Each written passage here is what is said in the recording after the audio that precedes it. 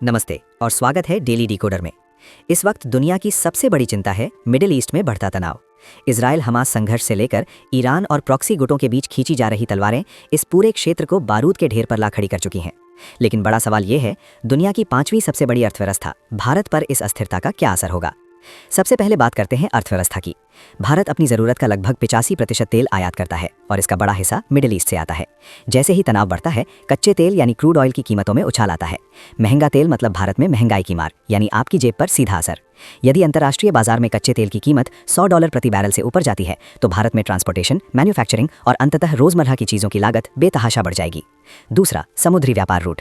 Suez नहर और लाल सागर यानी रेड सी के रास्ते व्यापारिक जहाज़ों पर हो रहे हमलों के कारण जहाज़ों को अब अफ्रीका के चारों ओर से लंबा और महंगा रास्ता लेना पड़ रहा है। इससे शिपिंग लागत 20 से 30% तक बढ़ गई है और सप्लाई चेन बाधित हो रही है। यदि ये गतिरोध लंबा खिंचता है तो भारत के निर्यात और आयात दोनों को तगड़ा झटका लगेगा। दूसरा अहम पहलू है भारतीय समुदाय। मिडिल ईस्ट के देशों खासकर यूएई, सऊदी अरब और कतर में लगभग 9 मिलियन यानी 90 लाख भारतीय काम करते हैं।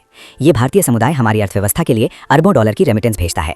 अगर स्थिति युद्ध में बदलती है और इन कामगारों को वापस आना पड़ता है तो न केवल भारत पर अचानक से रोजगार का दबाव बढ़ेगा, बल्कि रेमिटेंस का प्रवाह भी रुक जाएगा। सुरक्षा और निकासी यानी इवैक्यूएशन की योजनाएं तैयार रखना भारत सरकार के लिए एक बड़ी प्राथमिकता है। रणनीतिक रूप से भारत को बहुत सावधानी से संतुलन साधना पड़ रहा है। हम ईरान, इजराइल और अरब देशों सभी के साथ अच्छे संबंध बनाए रखना चाहते हैं। किसी भी एक पक्ष के साथ खुलकर जाने का मतलब है भू राजनीतिक मोर्चे पर बड़ा जोखिम उठाना, जिससे भविष्य में व्यापारिक हित प्रभावित हो सकते हैं।